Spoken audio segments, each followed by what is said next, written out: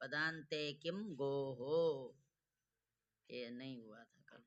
पदान्ते किम गोहो, ये कह रहे हैं पदांत यंग क्यों कहते हो, पद के अंत में इंग हो। गो शब्द तो रहे, लेकिन गो शब्द जब पद रहे तो ही, क्या, गो शब्द जब पद रहेगा तो ही लगेगा। गो शब्द जब पद होगा तो पद के अंत में इंग मिलेगा। जब पद के अंत में इंग मिलेगा तभी यह सूत्र जो है प्रकृति भाव करेगा, ऐसा नहीं है तो नहीं करेगा। क्या होना चाहिए, गो शब्द पद होना चाहिए इस सूत्र को लगने के लिए। पद भी हो सकता है गो, अपद भी हो सकता है। गो के बाद यदि कोई शब्द है, कोई पद है, तो समझ लो गो भी पद है। यदि गो के बाद कोई प्रत्यय है तो कुछ प्रत्यय बाद में होने पर पद हो सकता है, कुछ प्रत्यय बाद में होने पर वो पद नहीं होता। समझ गए। कोई शब्द यदि है बाद में तो वहाँ पद ही माना जाएगा, पद ही रहेगा, क्योंकि वो समस्त, दो पद हैं इसका मतलब समस्त है, तो समस्त होने पर गो पद रहता है। लेकिन गो के बाद में यदि कोई प्रत्यय है तो दो तरह के प्रत्यय हैं, ठीक है। यदि हलादि प्रत्यय पर में होंगे तो पद होगा, यदि अजादि प्रत्यय पर में होंगे तो वह पद नहीं होगा, ठीक है। यदि हलादि प्रत्यय बाद में हो तो पद होगा गो। जब हलादि प्रत्यय नहीं है, हलादि से भिन्न प्रत्यय हैं, तो फिर वह पद नहीं होगा। समझे बात। जो स्वादि है ना, स्वादि, स्वादि में दोनों तरह के प्रत्यय हैं। सुप आपको बताया था, सु औ जस इति प्रथमा, अम औट सस इति द्वितीया, टाभ्याम भिस इति तृतीया, ङेभ्याम भ्यस इति चतुर्थी, ङसीभ्याम भ्यस इति पंचमी, ङे, ठीक है, ये बताया। षष्ठी छोड़ दिए, ङस ओस आम इति षष्ठी, ङी ओस सुप इति सप्तमी। इनमें से कुछ प्रत्यय अजादि हैं, कुछ प्रत्यय हलादि हैं। जिसका पहला अक्षर हल हो उसको हलादि बोलते हैं, जिसका पहला अक्षर अच हो उसे अजादि बोलते हैं। तो आपको अभी तत्काल देखने में तो बहुत सारे हलादि लग रहे हो, लेकिन वो इस संज्ञा होने के बाद जो बचता है उसको ही हलादि और अजादि लिया जाता है। नहीं तो जस सस ये भी हलादि हो जाते, ये हलादि नहीं, ये अजादि है। हलादि कितने हैं, सु भ्याम भेष भ्याम भ्यस भ्याम भ्यस सुप, ये हलादि। इनके अलावा सारे अजादि। क्या, सु और तीनों भ्याम और तीनों भीष एक है, तो भ्यस और सुप, इनको बोलते हैं हलादि। इनके अलावा जो और हैं ये अजादि है। सबसे प्रथमा का एक वचन, तृतीया का द्विवचन और बहुवचन, चतुर्थी का भी द्विवचन और बहुवचन, पंचमी का भी द्विवचन और बहुवचन, और सप्तमी का बहुवचन, इनको हम बोलते हैं हलादि। इनके अलावा जितने भी प्रत्यय हैं वो सब हैं अजादि, ठीक है। तो हलादि प्रत्यय बाद में होंगे तो पद होंगे, यदि अजादि प्रत्यय पर में होंगे तो पद नहीं होंगे। तो अब देखिए यहाँ आपको जानना है, अब गो के बाद में क्या है, यहाँ है अस। गो के बाद में क्या है, अस। ये अस कहाँ का है, गो अस वो है, या पंचमी मानो या षष्ठी का एक, पंचमी का एक वचन भी कह सकते हो, षष्ठी का एक वचन भी कह सकते हो। गो शब्द से जब पंचमी का एक वचन अथवा षष्ठी का एक वचन क्या आएगा, अस आएगा। गो अस है तो इसका मतलब अस क्या है, प्रत्यय है। तो ये अस प्रत्यय कैसा प्रत्यय है, अजादि प्रत्यय है। अजादि प्रत्यय होने के कारण से जो गो है ये पद, गो अस पूरा पद है, गो अस पूरा पद है, लेकिन अस को अलग रख करके केवल गो पद नहीं हो सकता।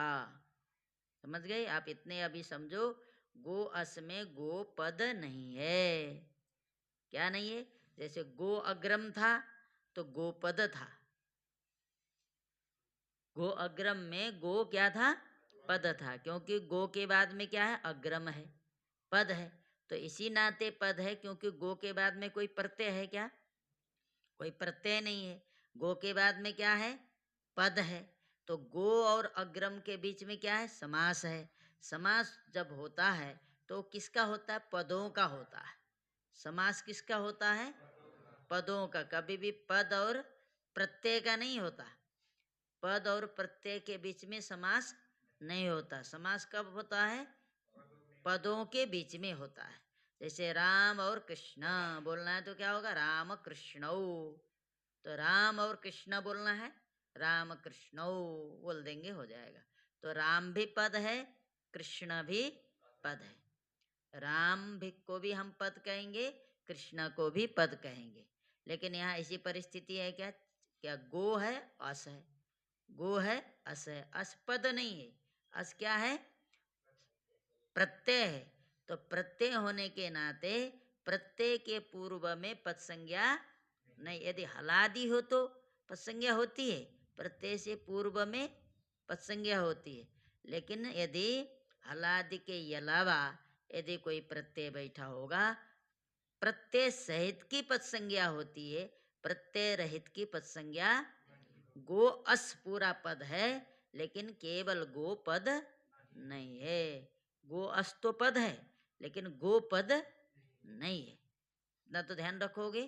गो अस ये पूरा पद है, केवल गो पद। तो आप कहोगे गो अस कैसे पद है, तो आप सूत्र पढ़ चुके हो, जो पद संज्ञा करने वाला, सुप्तिंगंतम पदम, सुप्तिंगंतम पदम। ये क्या बोलता है, सुबंत। ये गो अस, सुप क्या है यहाँ, अस। हमने बोला ना, षष्ठी का एक वचन अथवा पंचमी का एक वचन है तो सुप हुआ ना। तो सुप अंत में है, इसीलिए क्या गो सु क्या नाम, गो अस ये पूरा पद है, लेकिन अस को अलग रख करके केवल गो पद नहीं है। इसीलिए गो में जो गो शब्द की हम प्रकृति भाव, गो की प्रकृति भाव, गो शब्द का यदि प्रकृति भाव करना है तो क्या होना जरूरी है, गो पद होना जरूरी है। गो जब पद होगा तभी एंग हमको पद के अंत में मिलेगा। क्या, गो पद होगा, क्योंकि गो रहे साथ साथ में पद के अंत में एंग रहे तो ही प्रकृति भाव करता है ना। कब करता है प्रकृति भाव, किसकी करता है, एंगंत गो शब्द की करता है। तो एंगंत गो शब्द तो भाई गो में भी है, गो अस जब है वहां भी है, लेकिन केवल एंगंत गो शब्द होने से नहीं चलेगा। क्या होना चाहिए, जो एंग गो में लगा हुआ जो एंग है ओ, वह क्या होना चाहिए, पद के अंत में होना चाहिए। गो का जो ओ है ये पद के अंत में कब होगा, जब गो पद होगा। गो पद होगा तभी तो गो का जो ओ है वो पद के अंत में हो जाएगा। तो हम गो अस में गो पद है कि नहीं, गो अस में पद है, गो अस में गो पद है नहीं है। गो अस पूरा पद है, हाँ ऐसे बोलिए, गो अस पद है, केवल गो पद, गो अस पद है, गो पद नहीं है। क्यों गो पद नहीं है, पद संज्ञा किसकी होती है, सुबंत की होती है। प्रकृति के कौन करता है, कोई करता नहीं। तो गो पद होगा क्या, कभी नहीं होगा। पद है गो अस, इसका मतलब पद के अंत में क्या है, सकार है। गो अस जब पद है तो पद के अंत में क्या है, सकार है। हमको क्या चाहिए था पद के अंत में, एंग चाहिए था। एंग जो गो का हो वो तो पद के मध्य में है। तो हमको प्रकृति भाव जब करना हो तब क्या होना जरूरी है, एंग पद के अंत में होना जरूरी है। यहाँ तो जो एंग है गो का ओ, वह पद के अंत में नहीं, हो तो पद के बीच में है, पद के मध्य में है। पद के अंत में क्या है, सकार है। गो अस पूरा पद है तो इस पद के अंत में सकार है। तो जो सूत्र चाहता है वह है क्या, यहाँ नहीं है। क्या चाहता है, गो शब्द चाहता है, और गो शब्द में जो एंग है वो पद के अंत में होना चाहिए चाहता है। तो यहाँ तो है नहीं, ठीक है, गो शब्द तो है लेकिन क्या नहीं है, अंत में एंग नहीं है, यही बोलना है। यहाँ गो शब्द का प्रकृति भाव करता है, कब करता है? गो शब्द का जो एंग उकार है वह पद के अंत में रहेगा तभी करता है। ठीक है, तो यहाँ पद के अंत में है नहीं है, कहाँ है? पद के मध्य में। पद क्या है? गो अस पद है। कैसे पद है? सुप्तिंगंतम पदम के द्वारा, क्योंकि सुप है अस, तो सुबंत की पद संज्ञा करता है, अतः गो अस की पद संज्ञा होगी, केवल गो की पद संज्ञा नहीं होगी। आई समझ में? नहीं, गो अस में केवल गो पद होता तब प्रकृति भाव हम करते। गो केवल पद, जब गो पद नहीं हुआ तो गो का जो ओकार एंग है वो भी पद के अंत में, एंग पद के अंत में होने पर ही करता है, तो पद के अंत में एंग नहीं है, क्योंकि केवल प्रकृति की कोई पद संज्ञा नहीं करता। पद संज्ञा किसकी करता है? सुबंत की करता है। सुप यहाँ क्या है? अस, तो सुबंत क्या हो गया? गो अस। सुप क्या है? अस। सुबंत क्या है? तो असुप कैसे है? सुप किसको कहते हैं? सु औजस अम और सस, इन्हीं को कहते हैं। ये अस कहाँ का है? ngसी ngस नहीं है, पंचमी में ngसी ngस है ना, उसमें अस बसता है, वही अस है। तो इसका मतलब सुप हुआ ना। सुप मतलब सु से लेकर के सुप के पतक, सु औजस अम और सस टाभ्याम बेस ङेभ्याम व्यस ngसीभ्याम व्यस ngस ओस आम। देखो ngस ngसी आया कि नहीं आया? वही तो है ये दोनों, इसका मतलब सुप हुए। तो सुप हो गए तो गो अस सुबंत हो गया, तो सुबंत होने के कारण से गो अस की सुप्तिंगंतम पदम सूत्र के द्वारा पद संज्ञा हुई। गो अस तो पद है, तो इस गो अस में जो सकार हो तो पद के अंत में है, लेकिन गो की पद संज्ञा करने वाला कोई सूत्र नहीं है। जब गो की पद संज्ञा नहीं हुई तो फिर तो गो का जो ओ एंग है वो पद के अंत में होगा क्या? नहीं होगा। जब पद के अंत में नहीं हुआ तो इसने प्रकृति भाव भी नहीं किया। पद के अंत में यदि वो होता तभी प्रकृति भाव करता, यहाँ प्रकृति भाव नहीं कर पाया। क्यों नहीं कर पाया? पद के अंत में एंग न होने से। प्रकृति भाव कब करता है? जब पद के अंत में एंग रहता है। यहाँ पर पद के अंत में एंग नहीं है, इसीलिए प्रकृति भाव नहीं हुआ। प्रकृति भाव होता तो क्या होता? जैसा है वैसे ही रहता। तो प्रकृति भाव नहीं हुआ तो गो अस के बीच में क्या हो जाएगा? ngसी ngसोश्च, कल बोला था एक सूत्र, ngसी ngसोश्च से पूर्व रूप होगा। इंग पदांता दति से तो पद, वो भी पद चाहता है, उससे हम पूर्व रूप कर नहीं सकते, तो एक सूत्र है ngसी ngसोश्च, नोट करना। ठीक है, पूर्व रूप हुआ लेकिन इंग पदांता दति से नहीं हुआ, किससे हुआ? ngसी ngसोश्च से पूर्व रूप हुआ। ngसी ngसोश्च लिखो सत्यम। आओ, वो अस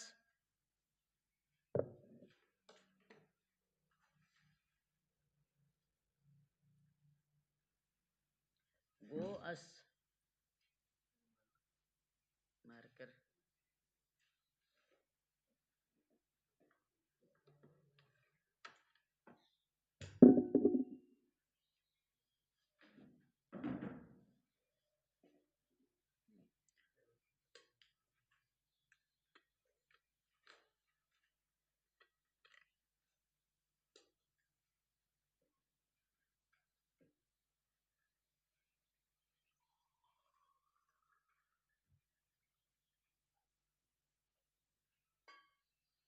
दिया गो अस।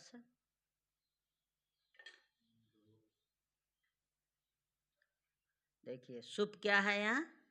अस है ना, तो पद, पद संज्ञा किसकी होती है? सुबंत की। कौन सूत्र करता है सुबंत की पद संज्ञा? सुप्तिंगंतम पदम। पद संज्ञा करने वाला सूत्र अभी तक एक ही आया है। ठीक है, तो पद संज्ञा सुबंत की करता है, तो सुबंत क्या है? पूरा। गो अस पूरा पद सुबंत है, तो गो अस पूरा की तो पद संज्ञा कर सकते हो, लेकिन गो की पद संज्ञा नहीं कर सकते। क्यों नहीं कर सकते? गो की सुबंत नहीं है। गो केवल सुबंत नहीं है ना, सुबंत क्या है? गो अस है। सुबंत क्या है? गो अस है। केवल गो सुबंत है? नहीं है। ठीक है, तो पूरे की पद संज्ञा होगी, केवल गो की नहीं होगी।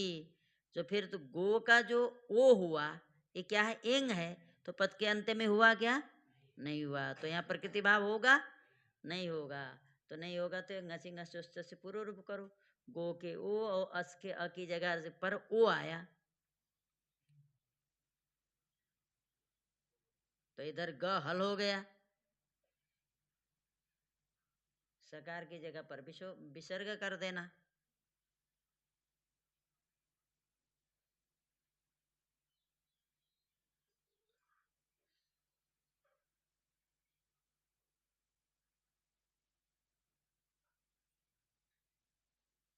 ngसी ngसोच सूत्र लिख दो। समझ में आया नहीं आया? पूर्व रूप होने पर गो हो बन गया। गो अस, गो का जो ओ है, अस का जो अ है, दोनों की जगह पर हो गया ओ। इधर बच गया ग, अब उधर बच गया स। तो ग को ओ में मिला दोगे तो गो बनेगा। उधर जो स है उसकी जगह पर विसर्ग हो जाता है। वो भी लिख दो, विसर्ग करने के अनम फिर स को रू हो, अब चलो लंबा हो जाएगा। हाँ ठीक है, गो हो बने। कैसे विसर्ग आगे पता लग जाएगा, है ना। तो स को विसर्ग हो गए सब। स को सीधा विसर्ग नहीं होता, स को पहले रू होता है, रू में रेप में बसता है, उसकी जगह पर विसर्ग होकर के गोह बनता है। ठीक है, गोह आया समझ में? हाँ हाँ, चलो इसको आप भी रुको। चलो बैठो। अनेकाल सित सर्वस्य, अनेकाल सित सर्वस्य,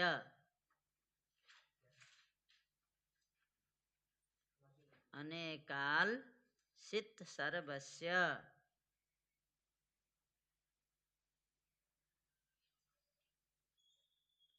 अनेकाल प्रथमैकवचनान्तं सित प्रथमैकवचनान्तं सर्वस्य षष्ठैकवचनान्तं त्रिपदमिदं सूत्रम्। सूत्रेऽस्मिन् त्रीणि पदानि सन्ति। अनेकाल प्रथमैकवचनान्तं सित प्रथमैकवचनान्तं सर्वस्य षष्ठैकवचनान्तं त्रिपदमिदं सूत्रम् अनेकाल सित सर्वस्य।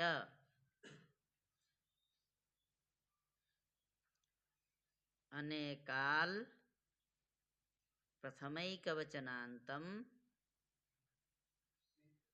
सित प्रथमैकवचनान्तं सर्वस्य षष्ठैकवचनान्तं त्रिपदमिदं सूत्रम्। सूत्रेऽस्मिन् त्रीणि पदानि सन्ति। ठीक है, अनेकाल सित सर्वस्य, अनेक वर्ण वाला आदेश,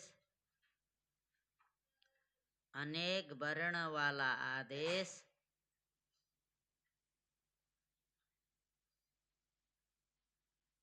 और सकार इस संज्ञक आदेश, सकार इस संज्ञा वाला आदेश, ऐसे बोलो।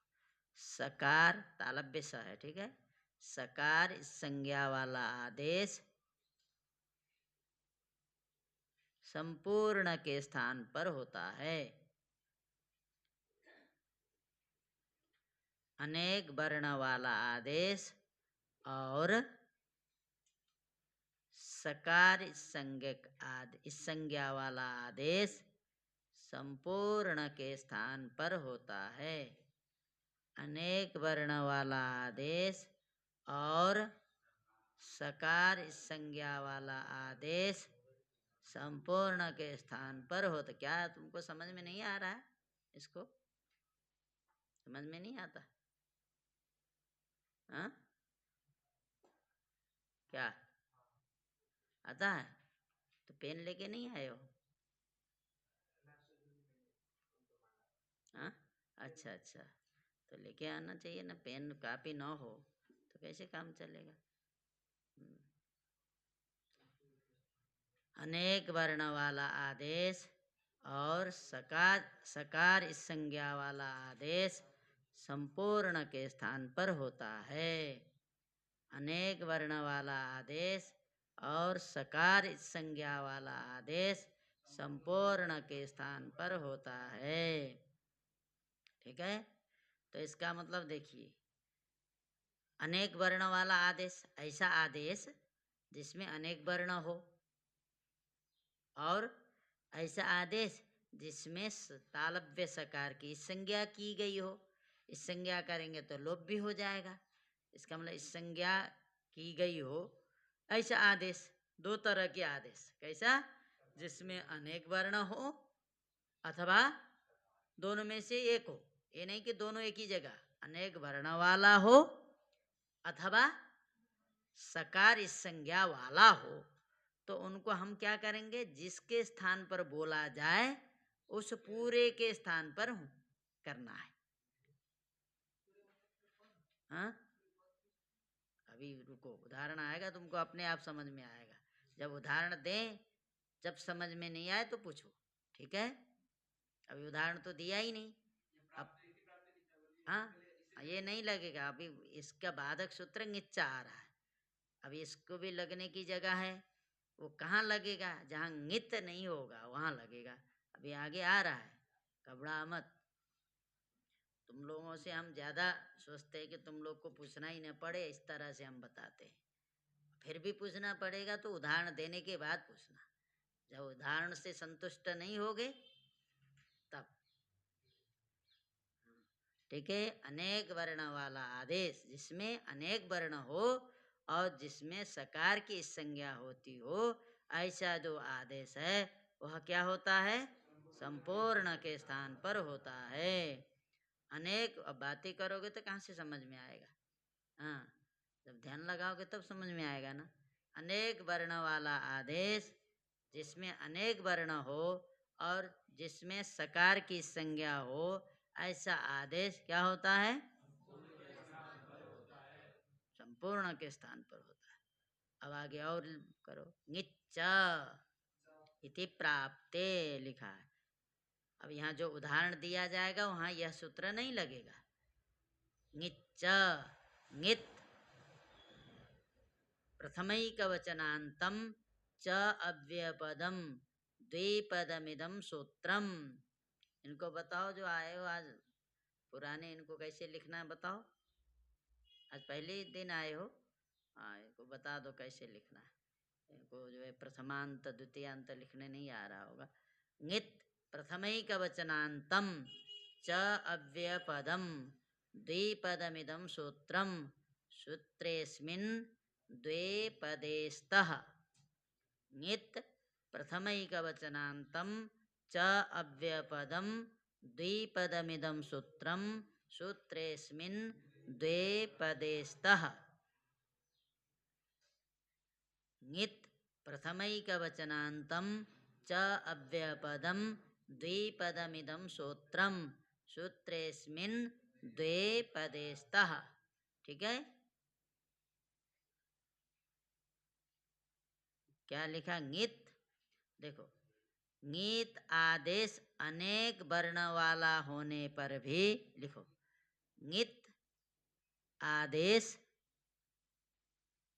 अथवा ङित क्या, अभी रुको, ङकार इस संज्ञा वाला आदेश लिखो। ङित का मतलब समझते हो ना? ङित का मतलब ङकार इस संज्ञा वाला आदेश, ङकार इस संज्ञा वाला आदेश अनेक वर्ण वाला होने पर भी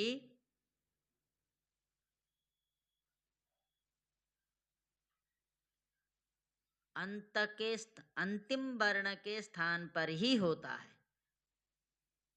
ङित आदेश अनेक वर्ण वाला होने पर भी अंतिम वर्ण के स्थान पर ही होता है। ङित आदेश अनेक माने ङकार इस संज्ञा वाला आदेश अनेक वर्ण वाला होने पर भी अंतिम वर्ण के स्थान पर ही होता है। ठीक है, इसका मतलब अनेक वर्ण वाला आदेश संपूर्ण के स्थान पर होता है बोला उसने, तो लेकिन अनेक वर्ण वाला आदेश में यदि ङकार संज्ञा है, ङकार की संज्ञा कर दी गई है, तब अनेक वर्ण वाला है, तो वो संपूर्ण के स्थान पर नहीं होगा, अंतिम वर्ण के स्थान पर होगा। अब उदाहरण आएगा, चलो दूसरे का भी लिखो। अभंग स्फोटायनस्य, अभंग स्फोटायनस्य, अभंग प्रथमैकवचनान्तं स्फोटायनस्य षष्ठेकवचनान्तं द्विपदमिदं सूत्रम्।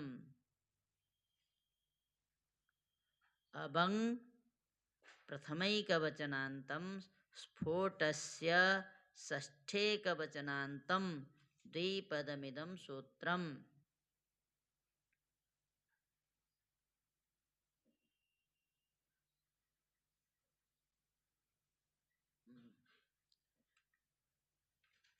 एङन्त गो शब्द को अभंग आदेश विकल्प से होता है।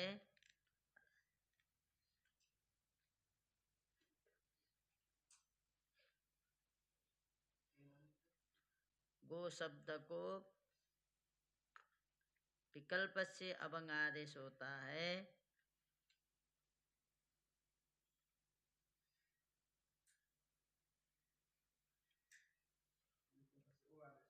अभंग अभंग अभंग आदेश होता है अच पर में रहने पर,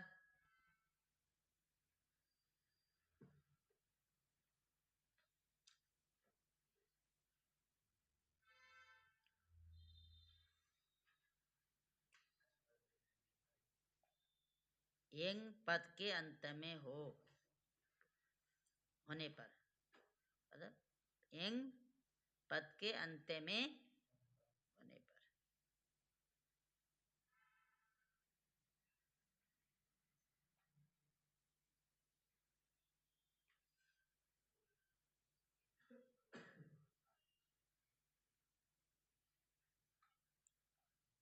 अब देखो, आओ लिखो, गो अग्रम, वो पहले के ही जैसा है, 3 रूप बनना है उसमें।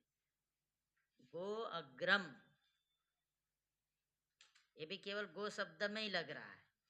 सर्वत्र विभाषा गो भी गो शब्द में लग रहा है, अभंग स्फोटायनस्य भी गो शब्द। इसका मतलब ये 2 सूत्र केवल गो शब्द के लिए हैं, ये सामान्य सूत्र नहीं, हर जगह आपके उपयोग आने वाले यंग पदांता दति, ये सब अकसवर्णे दीर्घ, ये सब क्या है, ये सामान्य सूत्र हैं, हर जगह लग सकते हैं, है ना। माने जहाँ माने इनका क्षेत्र ज्यादा है, ये केवल सर्वत्र विभाषा गो और उसके बहुत कम क्षेत्र हैं। ठीक है, गो अग्रम। अब देखिए यहाँ हमने आप लोगों को बोल दिया गो अग्रम, इसका मतलब समास है, तो गोपद है ना। ठीक है, तो गो का जो ओ है एंग, ये पद के अंत में है, हो गया है ना। गो का जो ओ है पद के अंत में हुआ कि नहीं, जब गो पद है तो पद के अंत में ओ है, वो ओ एंग है कि नहीं है। अब ये बोलता है गो शब्द एंगंत गो शब्द है, एंगंत गो शब्द हो गया ना, पद के अंत में ओ यंग भी है, मिल गया। इसको अभंग आदेश होता है विकल्प से, एक बार अभंग होगा एक बार नहीं होगा। कहाँ, अच पर में रहने पर, अच परे है अग्रम का अ, अच पर में है अग्रम का अ, अब पद के अंत में एंग ऐसा गो शब्द है, गो, इसको करो अभंग।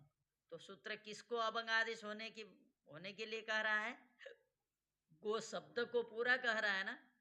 गो शब्द को अभंग आदेश होता है, तो गो शब्द के स्थान पर अभंग आदेश होता है, यही कह रहा है ना। गो शब्द को बोलो चाहे गो शब्द के स्थान पर बोलो, तो एक गो शब्द के स्थान पर अभंग प्राप्त है ना। सूत्र तो यही बोल रहा है, ये नहीं बोल रहा गो में जो ओ है उसको होगा, ये नहीं बोल रहा है। क्या बोल रहा है, एंगंत गो शब्द को अभंग आदेश विकल्प से होता है, अतः एंगंत गो शब्द के स्थान पर अभंग आदेश विकल्प से होता है बोल रहा है। इसका मतलब गो शब्द के स्थान पर प्राप्त है। तो अब यहाँ अभंग में सबसे पहले ङकार की हलंत्यम से इस संज्ञा कर दी जाती है। करने के बाद तस्य लोप से लोप हो जाता है, बचता है अव। ब में अ है, ठीक है, हल नहीं है ब, अव। तो अब है, तो हम क्या करें, गो शब्द पूरे के स्थान पर बैठा दें। तो तब तक आया रोकने के लिए कि भाई नहीं कर सकते हो। कौन आया? अनेकाल सर्वस्य, इसका ये बाधक है। वो ये कहने वाला कहाँ करना है आदेश, वो बताने के लिए सूत्र है। ये आ गया जब ये पूरे के स्थान पर करने जा रहा था, इसने कहा पूरे गो को हो, तब तक और एक भी लगा सकते हो आप। अलुंत्यस्य लगाने से अंतिम गो में जो ओ है उसको प्राप्त हो गया था। अभंग स्फोटाय नस्य ने कह दिया गो शब्द को अभंग होता है। जब ये गो शब्द को अभंग करने जा रहा था तब तक सूत्र आ गया कौन? अने क्या? अलोन्तेस्य। अलोन्तेस्य क्या कहता है? षष्ठी एंगंतस्य गो हो, देखो बोलता है एंगंतस्य, ये षष्ठी निर्देश है। उसके निर्देश से किया जाने वाला आदेश क्या है? अब आदेश। ये क्या हो? अंतिम अल के स्थान पर हो, उसने कहा।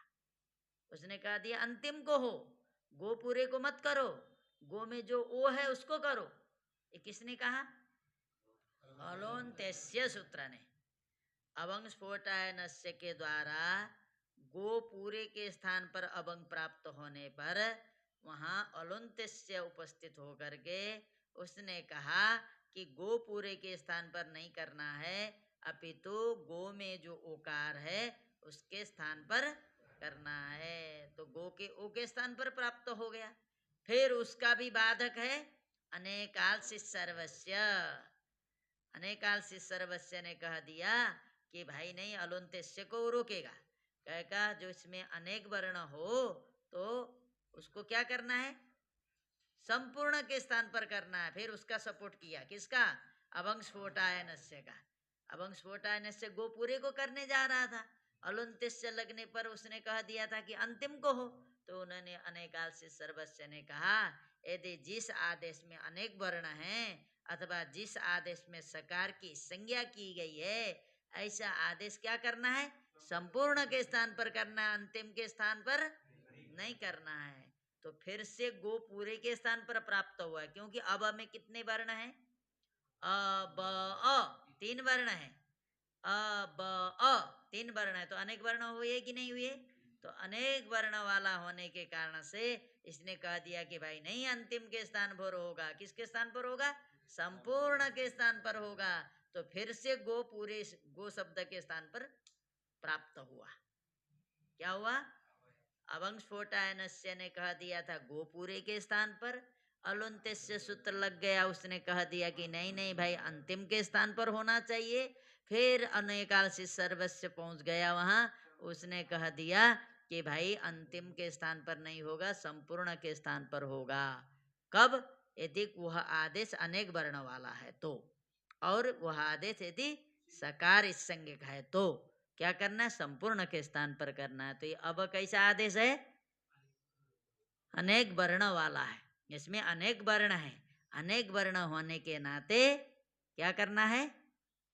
अब देखो, जब य का लोप हो रहा था तो एक का लोप हो रहा था ना, इसीलिए वहां अलोन्तेस्य क्या नाम वो नहीं लगा, अनेकाल अलोन्तेस्य ने लोप कर प्राप्त था। लेकिन यहाँ तो अव है, अनेक वर्ण वाला आदेश है, इसीलिए क्या होगा? संपूर्ण के स्थान पर होगा। किसको होगा? संपूर्ण के स्थान पर होगा, बता दिया। संपूर्ण मतलब गो पूरे के स्थान पर होगा। अब फिर इसका भी बाधक है ङिच्च।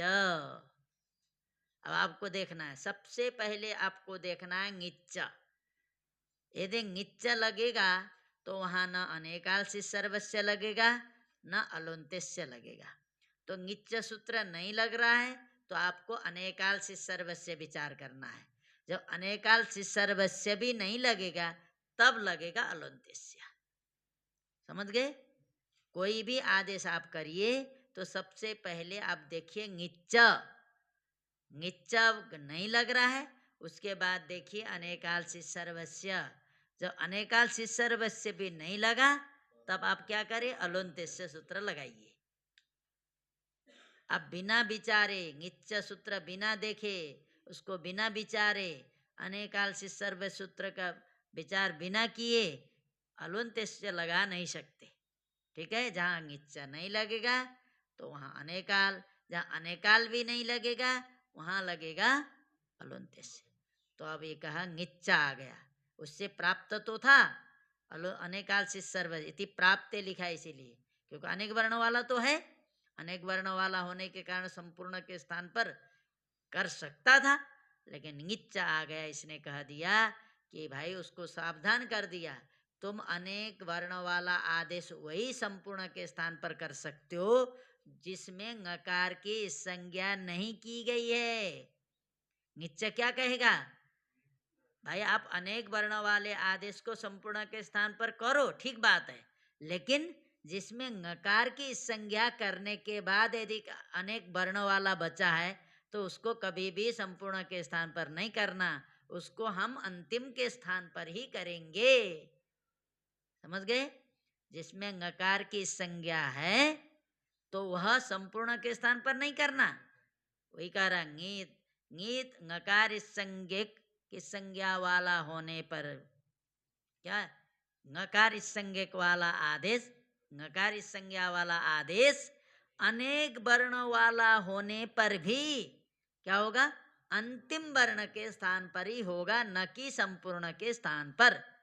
यदि नकार संज्ञा वाला नहीं है, अनेक वर्ण वाला है, तब क्या करना है, संपूर्ण के स्थान पर करना है। लेकिन नकार संज्ञा वाला होते हुए यदि अनेक वर्ण वाला है तो उसको कभी भी संपूर्ण के स्थान पर, बात समझ में आ रही नहीं?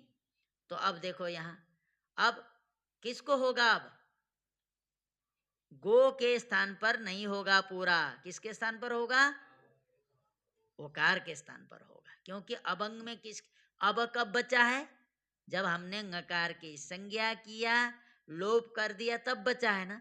इसका मतलब जो अब है इसको क्या कहा जाएगा, नकार संज्ञा वाला आदेश कहा जाएगा। ये नकार संज्ञा वाला आदेश है, जब तक इस संज्ञा नहीं करेंगे तब तक लोप होगा क्या।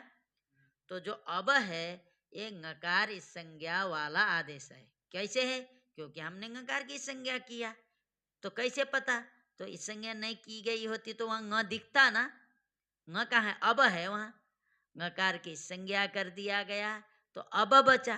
तो जो अब है ये कैसा आदेश है, अनेक वर्ण वाला तो है लेकिन इसमें नकार की संज्ञा कर दी गई है, इसीलिए क्या होगा, यह संपूर्ण के स्थान पर नहीं होगा, अंतिम वर्ण के स्थान पर होगा। अब देखो यहाँ, अब कहाँ बैठाओगे, गो के ओकार के स्थान पर अब बैठाओ, तो गो के ओ की जगह पर आया अब इधर क्या बचा, ग बचा, ग आधा ग बचा, उधर तो वही पूरा का पूरा रहेगा। ये दो एकादेश नहीं है, ये एकादेश नहीं है, ये केवल आदेश है। एकादेश जो दो के स्थान पर होता है वो एकादेश है, ये पूर्व पर के स्थान पर नहीं हो रहा है, केवल किसके स्थान पर हो रहा है, गो का जो ओकार है उसके स्थान पर ही हो रहा है। ठीक है, गो का जो ओकार है उसके स्थान पर हो रहा है, तो ये क्या है, एकादेश नहीं है, ये तो आदेश है। तो क्या बन गया देखिए, ग अब अग्रम, अब ग कोई अब में मिला दीजिए, ग को अब में मिलाइए, अब के अ में, तो ग पूरा हो गया, गब अग्रम। अब क्या कर सकते, गब अग्रम में अकसवर्णे दीर्घ लग गया ना, गब अग्रम में अकसवर्णे दीर्घ से दीर्घ हो गया तो बन गया गबाग्रम, क्योंकि ब में अ है ना, तो इसलिए सवर्ण दीर्घ होने पर बन गया गबाग्रम। सबसे पहले क्या हुआ, गो अग्रम, तो यहाँ हमने कौन सा सूत्र लगाया, अभंग स्फोटायनस्य, इसने क्या कहा, एंगंत गो शब्द को अभंगादेश विकल्प से होता अच पर में रहने पर और एंग पद के अंत में होने पर, तो यहाँ है, तो गो के स्थान पर अभंग पूरा प्राप्त था, तो लेकिन क्या, अभंग अभंग में नकार की संज्ञा कर दी गई, अब बचा, अब बचने के बाद गो, अब गो अग्रम है, अब अलुंत्य सूत्र लगा करके गो के ओकार के स्थान पर प्राप्त था, उसको बांध करके अनेकाल सर्वस्व के द्वारा अनेक वर्ण वाला अब होने के कारण से गो पूरे के स्थान पर प्राप्त था, लेकिन उसको भी बांध करके निच्च सूत्र के द्वारा गो में जो ओकार है उसके स्थान पर अब कर दिया गया। तो क्या बन गया? ग अब अग्रम, क्योंकि ब में अ है, हल मत लिखना अब आदेश की तरह। ग अब अग्रम, ग को अब के अ में मिला दिए, गब अग्रम, उसके बाद अकस्मण दीर्घ से दीर्घ कर दिया तो बन गया गबाग्रम। और 3 रूप बन गए, है ना। ये विकल्प से करता है, जब नहीं करेगा तो क्या होगा? सर्वत्र विभाषा गो जो बनायो गो अग्रम, वो भी विकल्प से करता है, वो नहीं करेगा तो इंग पदांत आदति से पूर्व रूप हो गया गोग्रम। 2 रूप पहले बना चुकी हो ना, इसीलिए यहाँ नहीं दे रहा है। दिया है क्या? 2 2 यहाँ दिया कि एक ही दिया? तो समझ, एक 3 बन, गो अग्रम में 3 रूप बन गए, एक गवाग्रम, एक बन गया गो अग्रम, एक बन गया गोग्रम। गवाग्रम में क्या हुआ? अभंग। अब अभंग विकल्प से होता है, जब नहीं होगा तो क्या होगा?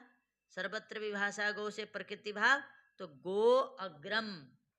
अब फिर वो भी विकल्प से करता है, वो भी नहीं हुआ तो इंग पदांतादति से पूर्व होगा तो गोग्रम, इसमें खंडकार। तो आप 3 में से कोई भी प्रयोग कर सकते हो, अर्थ समान है, कोई अर्थ में अंतर। गवाग्रम तो भी गौ के आगे, गो अग्रम तो भी गौ के आगे, गोग्रम माने भी गौ के आगे, अर्थ एक ही है, लेकिन रूप बन गए 3, गवाग्रम, गो अग्रम, गोग्रम। अब यहाँ भी कह रहा पदांते किम, यहाँ भी कह रहा है पद के अंत में एंग होगा तभी करना है। ऐसा क्यों कहते हो? कब होगा? अब पद के अंत में रहेगा तब होगा। तो यहाँ भी संधि विच्छेद करिए, गो ई लिखो, गो ई जो ई है ना, सप्तमी का एक वचन है, नी होता है, नी में ई बसता है, गो ई। समझ में नहीं आ रहा? अब यहाँ भी समझ में नहीं आएगा तो आपको समझ में नहीं आएगा। हाँ,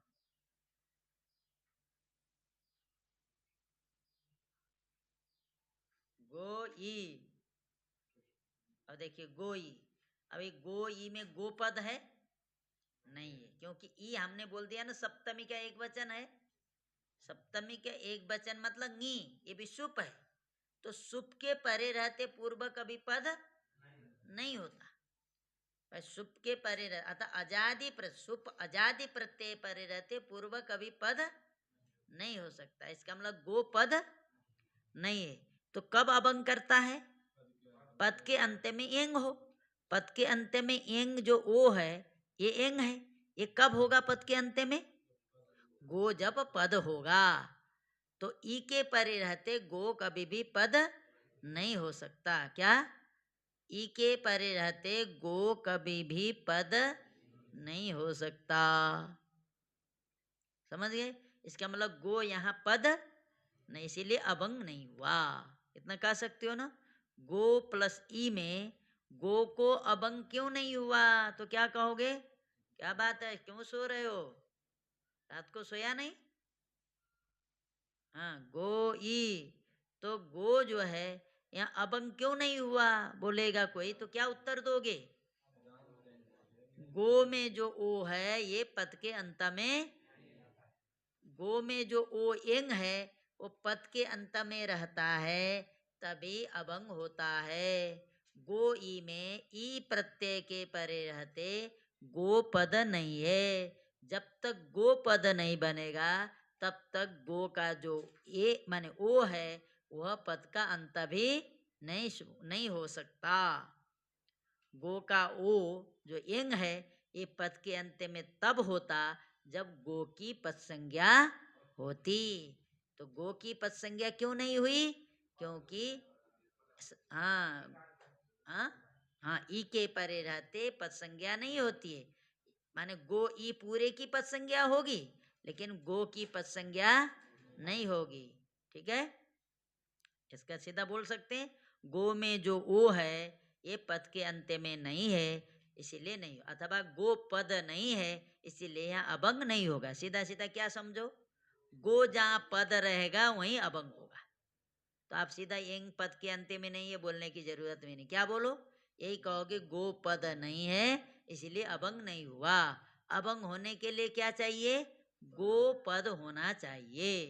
गो जब पद होगा तभी अभंग करेगा, ठीक है। गो जब पद होगा तभी अभंग करेगा। यहाँ जो गो है ये पद नहीं है, ठीक है, आया समझ में। चलो, इंद्रे च, समझ में आ रहा है नहीं आ रहा है।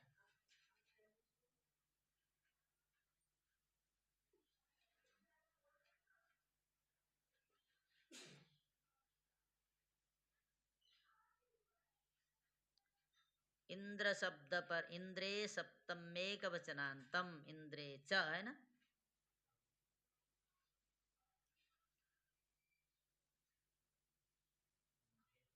इंद्रे सप्तमेक वचनांतम च अव्यय पदम,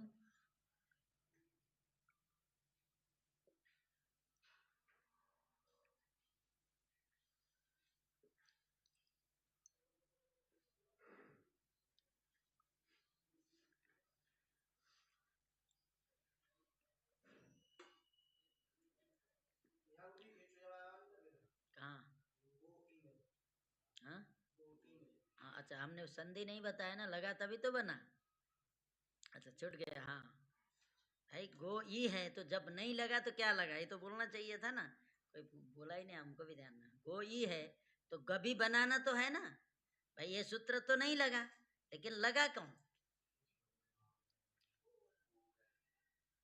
गोई गभी बनाना तो है ना, गो ई है, तुमने ऐसे ही छोड़ दिया, बोला ही नहीं कुछ। गो ई तो ये सूत्र तो नहीं लगा, अभंग नहीं हुआ, तो कैसे बना गभी, गभी तो बनाना पड़ेगा ना, तो यहाँ कौन सूत्र लगा। हाँ भाई वहां गभी दिया है ना, तो बोले ही नहीं तुम लोग गभी।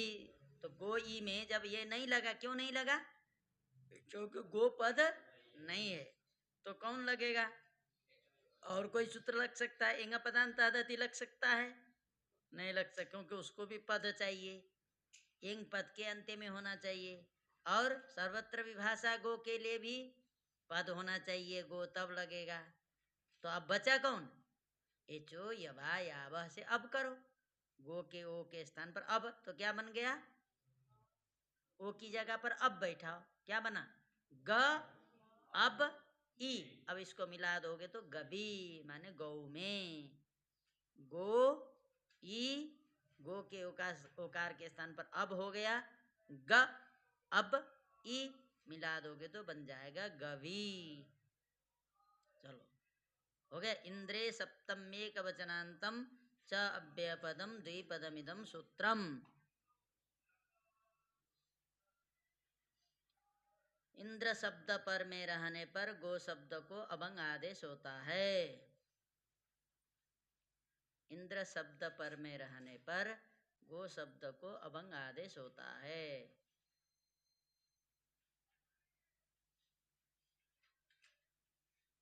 इंद्र शब्द पर में रहने पर गो शब्द को अभंग आदेश होता है।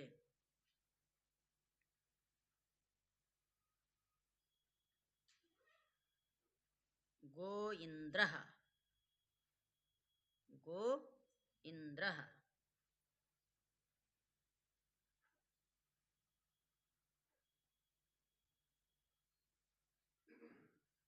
गो इंद्र।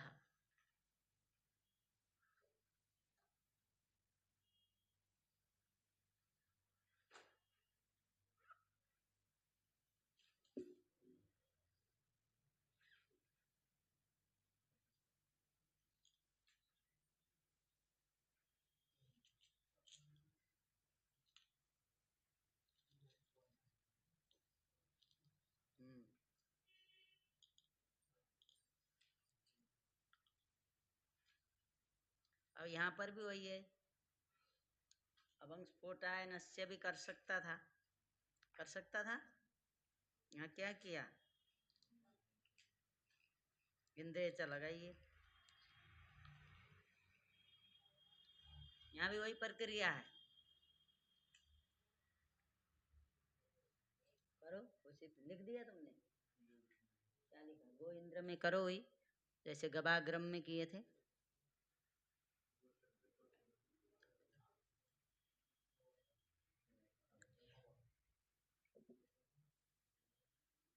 क्या देखिए, गो इंद्र है ना, यहाँ भी अभंग में नकार की संज्ञा होती है, तो अब बचेगा।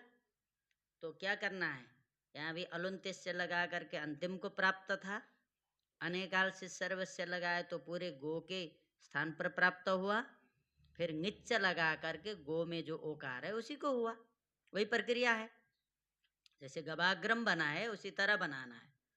गो इंद्र में सबसे पहले अभंग क्या नाम है, इंद्रिय च से किसको प्राप्त हुआ, गो को। फिर अलुंत्य से लगाए तो किसको प्राप्त हुआ, गो में ओ को। फिर अनेकाल से सर्वस्य लगाए तो किसको प्राप्त हुआ, गो पूरे को। फिर निच्च लगाए तो किसको हो गया, अंतिम ओ को। तो क्या बन गया, ग हल हो गया। अब अग्रम, यहाँ भी ब में अ है, ग अब इंद्र, ग अब इंद्र, ग को अ में मिला दो, गब, गब इंद्र। ब में अ है और इंद्र, इन दोनों के बीच में कौन सी संधि होगी, गुण संधि। अब तो फटाफट आना चाहिए। गब इंद्र, अवर्ण से एक पर में रहने पर, अचपर में रहने पर लिखा, हमने एक बोल दिया है ना आप लोग को समझने के लिए। अ अथवा आ के बाद में एक हो तो वहां क्या करना है, गुण संधि करनी है।